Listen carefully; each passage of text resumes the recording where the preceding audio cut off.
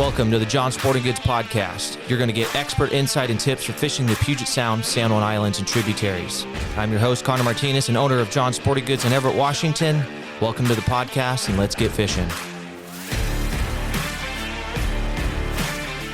Welcome back to another John Sporting Goods podcast. We have a really good one for you today. We are going to be talking about kind of the season setting. My buddy Alex Vanhine is a customer of mine. He's an advocate for us sports fishermen, and most importantly, he's a fisherman. So he is going to the NOF, talking to Noah. He's going to all the season setting meetings, and we thought it would be appropriate to kind of let you know what is coming up. We have a lot of fisheries that are coming up. Some are confusing, and we also have some information on something that us as sportsmen can do to maybe help our fisheries keep them open, or we could talk about it a little bit, but they're called VTRs, so we're going to get into that a little bit. But welcome, thanks for coming, buddy. And I think the first thing we do is we're going to talk about the Chinook fisheries that we have coming up. We're basically going to probably touch on Area 7, Area 9, and Area 10. Those are kind of our home base, or where we're mostly going to be fishing. And the regulations are a little confusing. And this year, they did something a little different than they have in the past. They split up Area 9. 7 and 9 are open on the same day, and then Area 10 is open a week later. So we're going to kind of get into all of that. So bear with us. We're going to do our best to give you the best information, but you have a really good advocate for a sports fisherman here with Alex. So let's kind of talk about when the seasons are going to open. Let's talk about 7 and 9. I think that's opening, July 16th through the 18th? Yeah, that's correct. Thanks, for having me on. It's dude, anytime. Really enjoy the show. Obviously been a really dedicated customer to John Sporting Goods for many years. It's always been an awesome place to go in there and get the information you're looking for, get the gear you're looking for, and just kind of have some camaraderie. Absolutely. So again, appreciate being on here. So we'll start from the top. My name's Alex Vanhine. Yeah, I'm just a guy that said I wanted to be involved, and I didn't want to sit on the sidelines and have other people do the petitioning for me, especially when we're seeing some of these seasons getting reduced and some of these factors that were going into how our fisheries were being shaped. And so spent some years doing that, and here I am. So but yeah, I absolutely would think that we should dive into just a recap on what we can expect on what the fisheries are going to look like this year. So you're correct. Marine Area 7 and Marine Area 9 are going to kick off on July 16th. Those will be our really favorite 3-day openers. That's going to be July 16th, 17th, and 18th. Yep. We got a 1-fish limit. Or no, sorry. So 2-fish limit. 2-fish limit. One of which can be a hatchery Chinook. Yep. Or you could also get 2 marked coho. So you could do 1 hatchery Chinook and 1 marked coho. Yep. Or 2 marked coho. Correct. Yep. So we'll have those first 3 openers. I have the numbers here. So Marine Area 7 is going to have a total catch of 2,181 fish, which is similar to the season that we saw last year. Yeah. And they opened it. Did they open it a second week, the following week? We got 5 total days and 7 last year. Yeah. So we had the first initial opener. Then I believe we did 2 different Fridays. Really wanted to get that last day on a Saturday, but there were some issues that we tried to navigate through with communications with the department and the Puget Sound Sport Fishing Advisory Group. Whatever it may be, we went on Friday. So if we have a chance to petition for getting an additional weekend day for any of these 3-day opener marine areas, then we're going to make sure we do everything we can to get that to happen. So, and I'm imagining they're doing a Friday because it's not a weekend. Maybe less pressure. That was the idea. Yeah. The idea was that with the numbers that we had remaining in quota or any of the fishery controls, which is total harvest catch, sublegal encounters, and unmarked encounters, the idea is that if we went on a Friday, that it might give us the best option to even have an additional day. Fair enough. But when we assessed the performance of that fishery from year over year, from 2024 over 2025, we were tracking in a much similar way as we did in the prior year. In the prior year, we gave the fishery a Sunday. So I thought it was definitely within the means of the fishery and what impacts we had left for us to go on Saturday. Some people saw it differently. So we went on Friday and we ended our season at that. But folks are going to know that we ended our season not because we hit our harvest catch. We ended our season because we hit our sublegal encounters. So, but we'll talk, a little bit about ways that we might be able to help with that kind of a situation in the future. Now, just so everybody's kind of aware, now there's always research boats. We all see the WDFW research boats.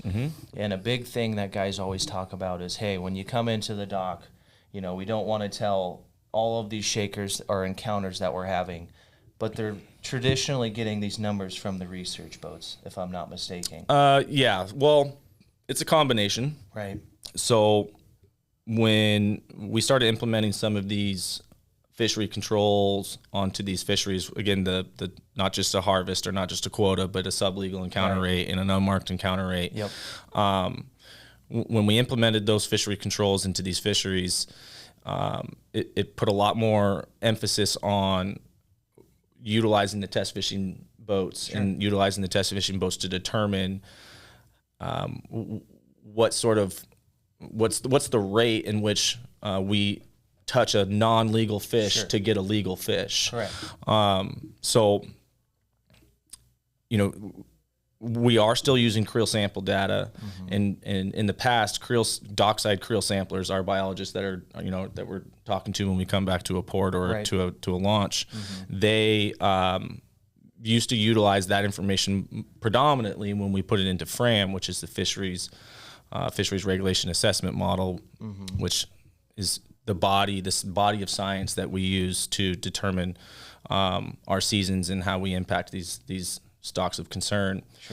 But so it goes beyond just dockside creel sampling. We're definitely very weighted on how that test fishery boat performs.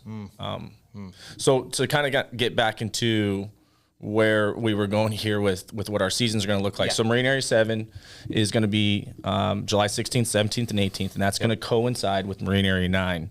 Which is good and bad. Splits up the group a little bit. Yeah, possibly. So a few years ago when we started discussing and going on these short-term openers, a big emphasis, and at that time I was kind of an ad hoc member of this Puget Sound Sport Fishing Advisory Group, and the discussions that we had was, okay, if we're going to have to go to 3-day openers to conduct a fishery, then we must have these marine areas opening coincidentally. We have to have split up the fleet. Yeah, for sure. Because traditionally, 9 or 7 would open on July 1st. And 9 would generally open like a week or two later. And so by going to a 3-day opener, for all of these marine areas, we just wanted to make sure that we had them all at the same time. So, but this year, a little different.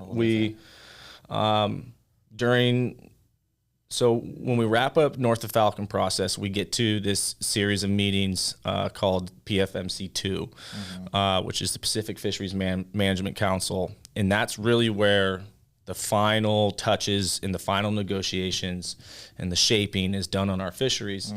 And we come out of PFMC2 with essentially our seasons package. And so in the final days of, literally the final morning of PFMC2, in our morning briefing meeting, we start talking about dates. And some folks that, frequent Marine Area 10 and Marine Area 11, they made a good case for how those fisheries tend to really perform a little bit better when we get a week or two later into July, or even in August. Later into July. So if we had a chance to start that fishery a little later, and super valid, maybe get into August when we know that some of the presence of those Chinook is a little bit more increased. So that would be the upside to it. Right. You get a fish area 10. What was it? It's July. It is the July 23rd, 24th, and 25th. So Correct. area 7 and 9 is July 16th, 17th, 18th. Area 10 is July 23rd, 24th, and 25th. So it's essentially the next week. which again is good. Those fish show up into Area 10 just a tad bit later. Even into early August, we see a lot of encounters with Chinook. So the benefit to that is those fish should possibly be in Area 10. Yeah, I think you're going to find successful fishing that occurs during that opener. Now, what would be the downside to that, which we kind of just spoke about? Now you have these areas split up. Yeah. So we're all going to be fishing in, I would imagine the Everett fleet is going to be down in Area 9 for the first week, and then the next week we're going to all be down in Area 10. Yeah, the unfortunate part of the world that we're in now is you got to go when it's open. For sure. And so we know Marine Area 9 is a very popular fishery, possession, mid-channel. Yep. And there's going to be some really good fish in there. So, especially that time of year. The last 2 years, possession bar has been unbelievable. Yeah. Yep. Just the timing of when they're opening this. Those fish come in through the strait. We used to fish the beginning of July, and Mid-Channel Bank was the place. Right. Because that's the timing of those fish. They're just hitting that bank right off the bat. Well, now we're the middle to the end of July, so those fish have made it through the channel. Now they're sitting on possession bar. Yeah.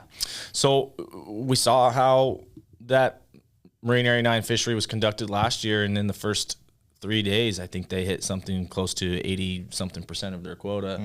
One of the highest catch per day averages that the department has seen in maybe ever. Yeah.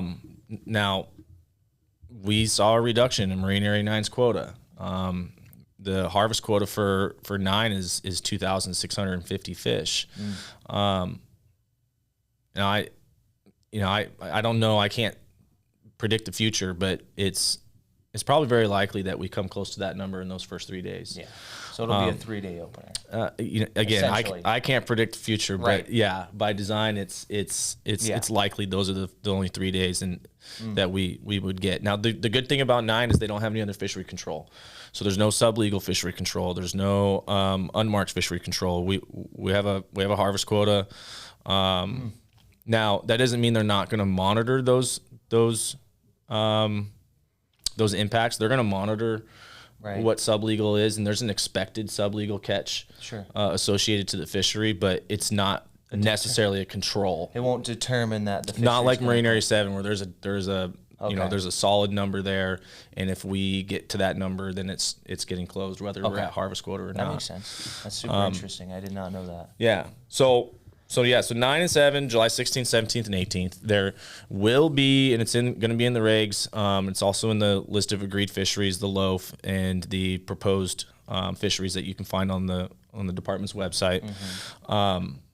There will be the option, if there's remaining quota available, or remaining impacts available for like Marine Area 7 and those fishery controls, then they will assess that and provide additional opening days. It's important to note that during July, any day that there's a Chinook fishery ongoing in 7 or 9, Coho is also open. Yep. But Coho is not open in the month of July. On the off days. On the off days. Correct. That will change on August 1st. Yeah. August 1st for both Marine Area 7 and Marine Area 9 will go to Coho-directed fisheries. And hatchery Coho. That is correct. Marked selective Coho fisheries. Okay.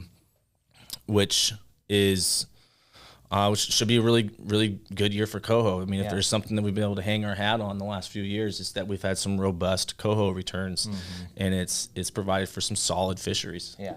Yeah, and then Area 10 also, I don't think we mentioned this, but it's hatchery Chinook only, and you're also allotted 2 fish. So you can keep a hatchery Chinook, a hatchery Coho, or you can keep up to 2 hatchery Coho. Yeah, so Marine Area 10, 723, 724, 725. Yep.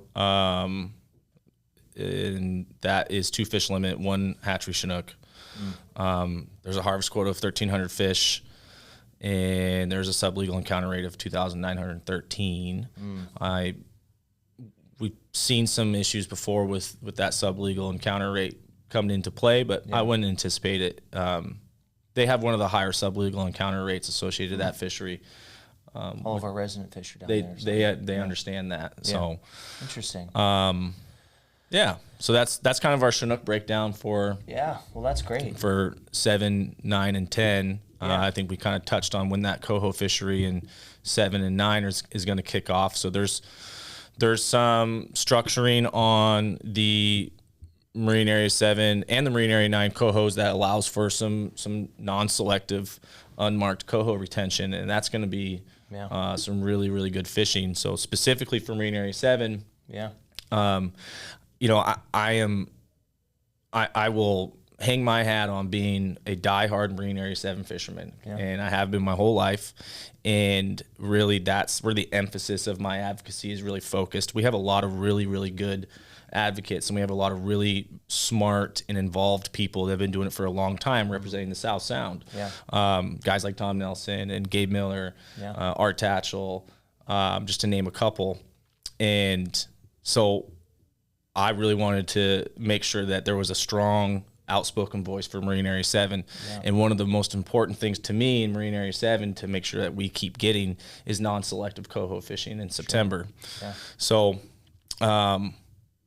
we will run the month of August at Mark Selective, and that will be from August 1st to August 30th. Right. And then beginning September, let's see, I believe it's September 1st. I don't want to get confused with last year. It is September 1st. So last year we didn't see that non-selective coho fishery start until like September 6th or 7th.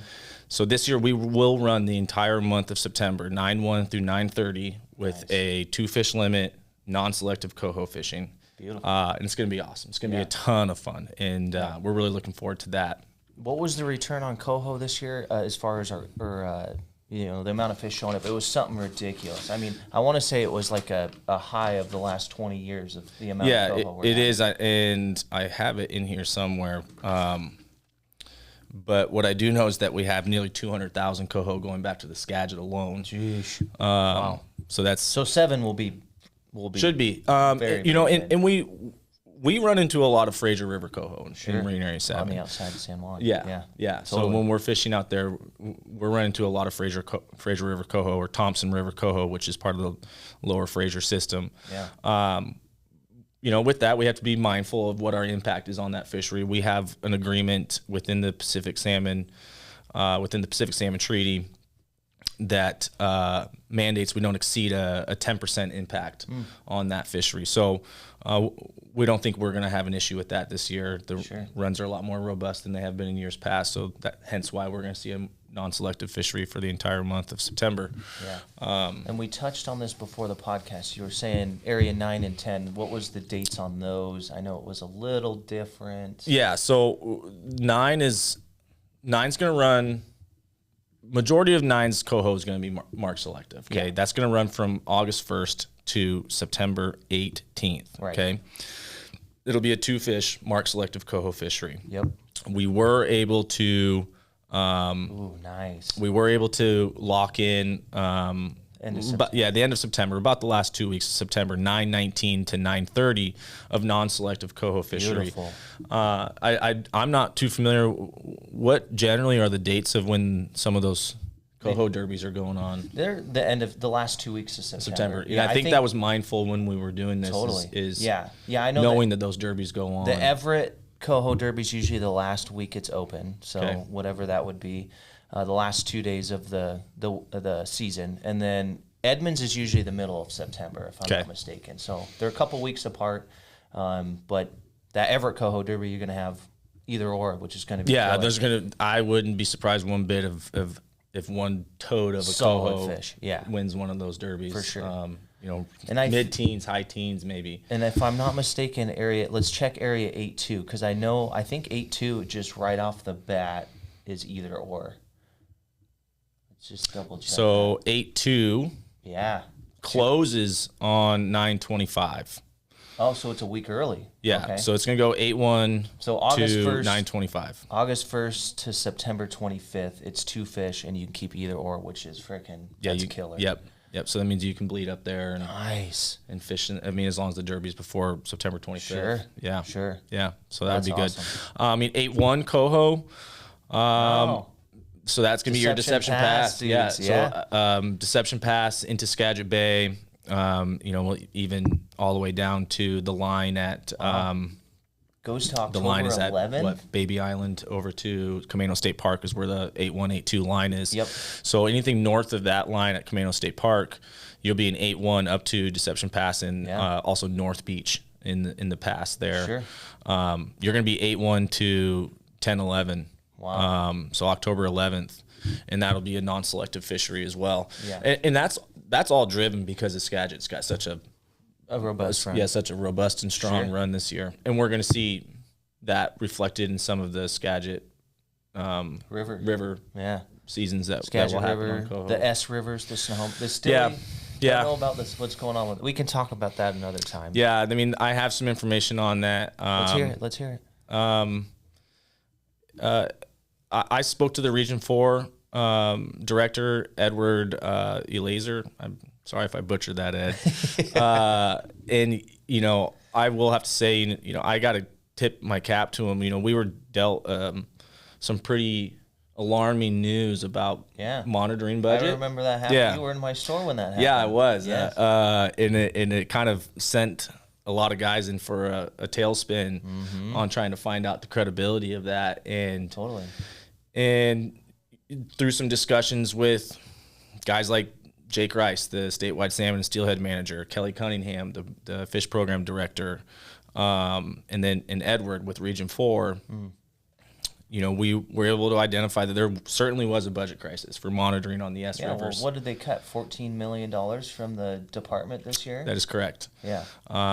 So their excuse to not having funding is pretty valid. Yeah, absolutely. It's pretty valid. And you know, I would imagine that there's some other platforms that maybe I would say I'm on that we might discuss some of the budget stuff and what goes into that. Sure. But and also the importance for us to, you know, like, look, we can't always, we're not always going to be super happy with the job that the WDFW does, but we do need them to be funded. And there is ways for us to identify the good work that they do. There's really good people in that department, and they do some solid work. They were dealt a really tough sandwich, or a little really crappy sandwich. No doubt. With how to conduct some of these fisheries with the budget cuts that they got. So we went on the hunt to find out the answer to that. Had a really productive conversation with Edward from Region 4. He essentially assured me that his boss, Kelly Cunningham, said, you know, he gave him the freedom to be flexible and said, find a way to conduct these fisheries as we crafted them into the loaf. And for now, I have confidence that, you know, Ed and his team has done a great job to provide coverage for those S River fisheries. You know, the Skagit being one of the more important ones because of this coho the size fishery. Of the run. That would be a shame if the you know, if they couldn't fund the monitoring for an incredible run. Right. So we're aware that the Sky didn't get their fishery this year. Summer Chinook fishery. And you know, maybe some clarification on that. We knew that was going to happen back in April. That was discussed in North of Falcon meetings and PFMC meetings. And so them putting out an ERC or emergency rule change was a formality. They had to, because that season, being it in June, was in last year's regs. So we put it in last year's regs for this year's coverage.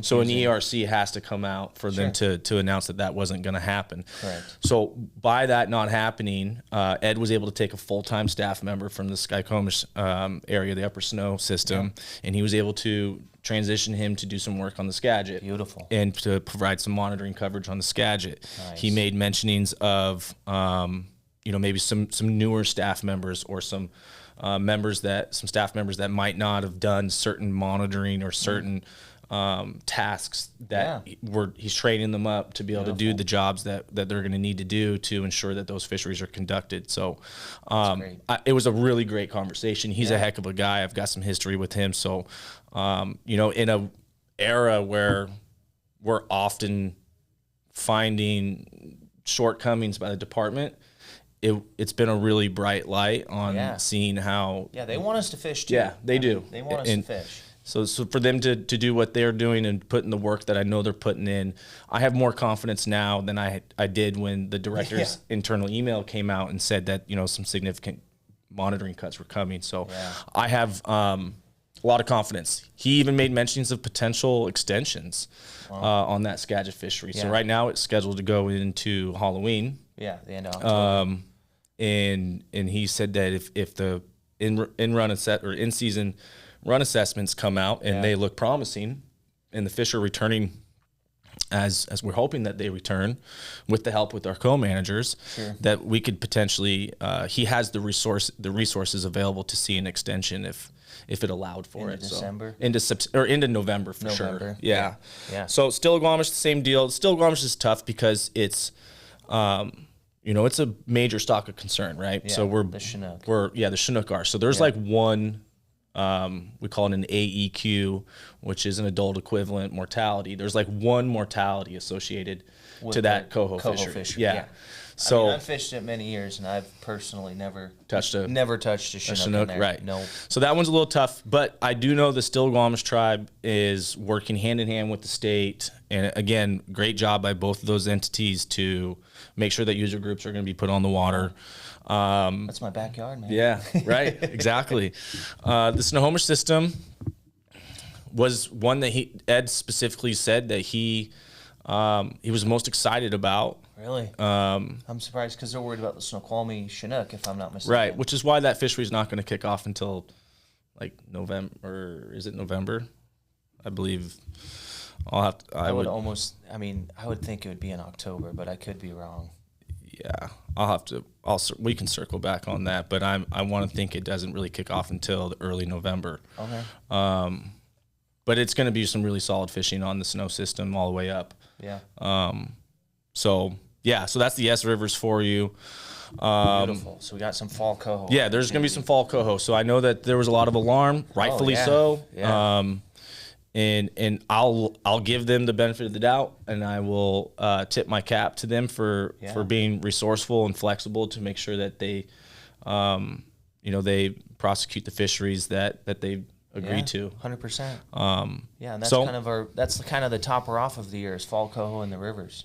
Right. The Snohomish system's always really good. The Skagit system's really good, and the Stilly. So it gives us opportunity in that time of year. I think another thing that we wanted to mention that it's funny, Alex asked me about this the other day, and I had no idea what he was talking about, which is probably not good on my part.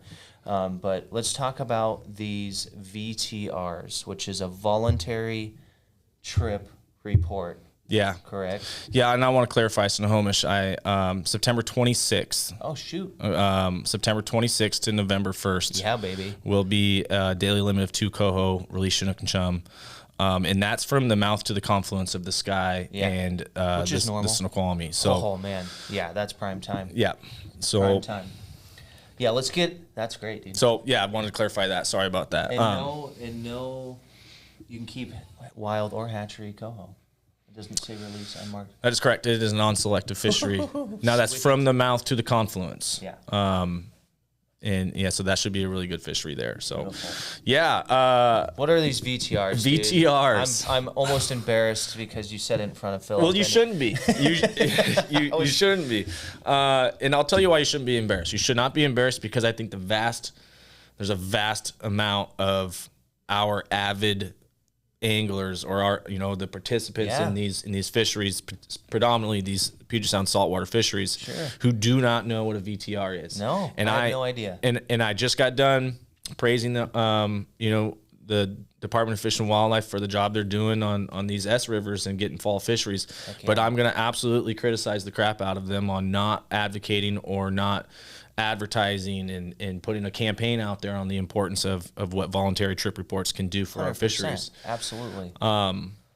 So voluntary trip reports, VTRs, you might also hear it referred to as an STR, which is a salmon trip report. Yeah. They're the same thing. Same thing.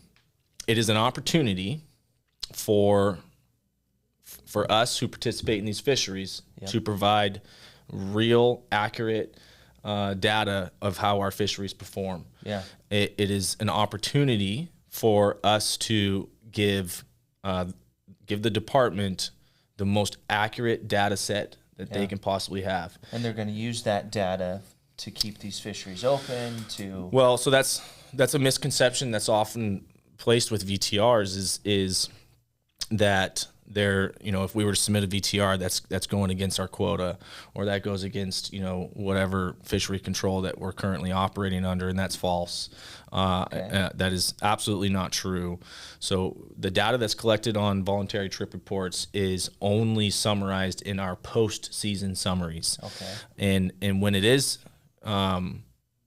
summarized in those post-season summaries, it's put into that assessment model I mentioned earlier, FRAM, and that is used to determine an analysis of what we predicted the fishery was going to perform, and then how it actually performed postseason. Fair enough.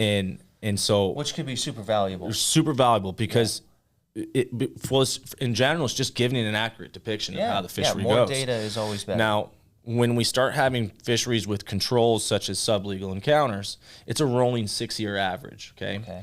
So, for instance, Marine Area 7, and this is really what got me going on the VTR stuff, was we had a situation for the first time since they implemented fishery controls where we hit our sublegal quota. Really? We've had fishery controls since 2020, or I think it was right around 2020. Maybe 2021 was the first year of us implementing those fishery controls up there. Never have we ever touched a sublegal fishery control. But a test boat may or may not have been fishing in an area that does not have the majority of the fleet. Yeah. And they run into a bunch of sublegal fish. And so that impacts it. Yeah, so that puts an average of, like, per legal fish, it took this many sublegals. Yeah. According to the test fishing boat. Sure. Which, no smoke on them. They do a great job. Yeah, I mean, they have an awesome job. Yeah. Not a bad gig. And the job that they have is to emulate the fleet. Yeah, 100%. So, but the concern we had is that one of the test boats that was getting into a lot of sublegals was fishing in the more northern part of the marine area where we know the bulk of the fleet is in, like, Rosario Strait. Sure. Cyprus. Whether it's the south end is Rosario Strait, or it's busy. The southeast portion of the marine area. Yeah. And I don't think we were touching a lot of sublegals there. However, so when I bring that to, guy Lyle Jennings at the time was helping with Puget Sound. He's moved on to a position on the coast, but Lyle Jennings and Jake Rice, and I'm like, how? I wanted to know the data, and my boat fished all 5 days, and we didn't touch a sublegal. Yeah, we fished 2 days. And I don't think we touched one small fish. Right. So, and then Jake Rice and Lyle come back and they say, okay, we hear you, but we haven't received a single VTR from the marine area to corroborate your claims. Because if we did, we would balance out the whole, I'm not going to say that it would have changed anything. Sure. Okay? It can't hurt, though. No, but that it can't hurt. And what it will do is it won't allow for Jake or Lyle or anybody with the department to ever tell me that, well, what you're saying can't be corroborated because we didn't get VTRs. Yeah, we don't want that. No, I don't want that. And so the history of kind of like test fishing and how FRAM, we touched on this in the very beginning here, was that it was very heavily weighted on creel, dockside creel sampling. Sure. And, as time went on, and some fishery forums prior to, like, social media and some fishery forums on the internet, and then also now with social media, we start seeing this increase of, like, don't tell them anything you can, don't tell them, you didn't catch any shakers, it's going to close our fishery down. It's going to close our fishery down. Well, we do that. And then, a test fishery boat goes out there. So we tell them, contradicting yes, it contradicts it completely. So we tell them nothing, then they develop an average of what the performance expectation is on that fishery. And it's going to have no sublegals. Then a test fishery boat goes out there and finds a bunch of sublegals. Right. Then we just blew out our average, and they're going to shut us down. Yeah. Okay. And so the two things on the VTRs, to kind of answer your original question is, does it hurt us or does it help us? Yeah. What doesn't hurt us is being able to not have them tell us that we didn't do it as an excuse or a cop out for why they can't trust the information that we provided. Totally. It is incredibly important that if we're going to do VTRs, now I understand we're not going to convince everybody.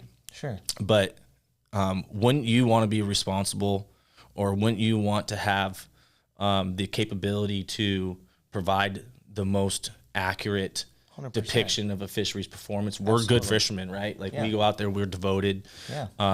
We should be able to provide the state with good data that is an accurate depiction of how that fishery performs. And if we can do that year over year over year, eventually when all that postseason analysis is put into FRAM, now we actually know exactly how the fishery is going to perform. We have a better idea how the fishery is going to perform.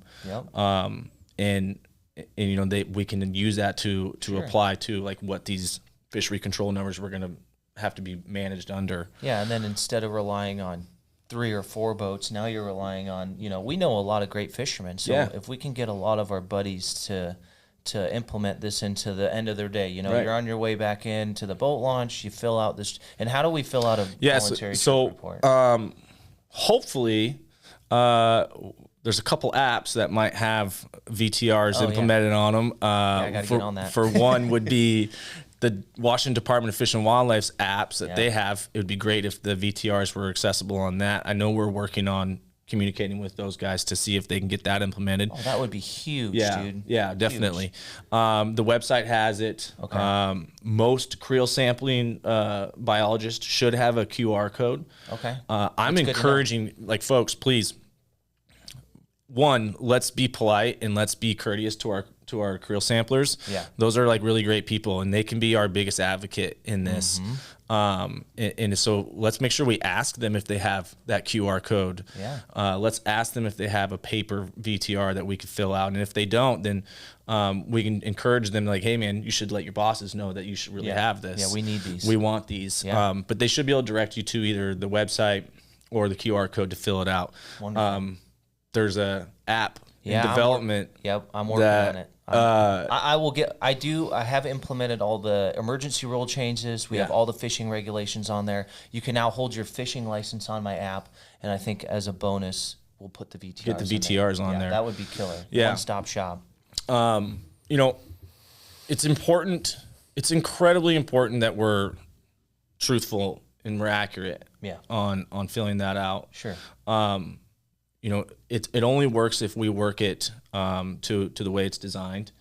And I don't want to see, you know, we're not going to convince everybody, but to manipulate that would be disingenuous, and it would actually be potentially harmful for our fishery. And so I hope I'm really getting that message out that if we're disingenuous and we're not truthful about the performance of our fishery, whether it's to creel samplers or whether it's on our VTRs, then over time we will harm our fishery by not giving an accurate depiction of how it actually performs.